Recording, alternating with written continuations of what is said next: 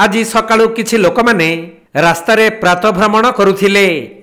एतिकी बेले रास्ता पार्श्वरे थिबा एक पोखरी हुड़ारे जड़े युवक शोई रहिथिबा देखिबाकू पाइथिले।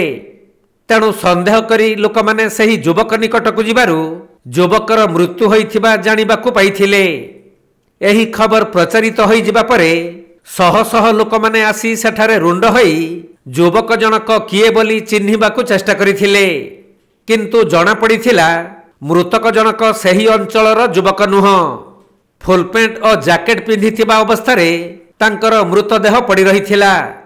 एपरी घटना सुवर्णपुर जिला वीरमहाराजपुर सोनपुर रास्तार रथपुर छक निकट रोगुड़ीमुंडा पोखरी हुड़ारे देखिबाकू मिलिथिबा बेले स्थानीय लोक माने संगे संगे पुलिस को खबर देइथिले।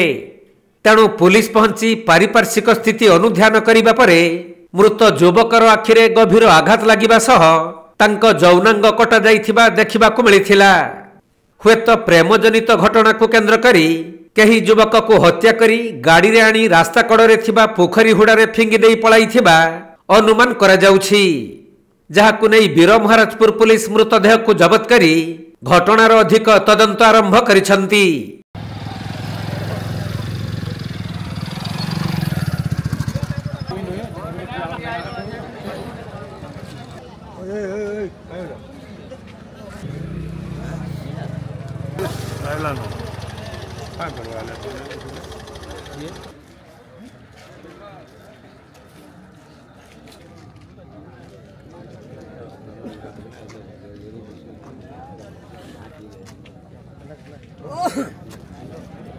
सुवर्णपुर जिला प्रतिनिधि पीतांबर महापात्र रिपोर्ट, कोणार्क लाइव।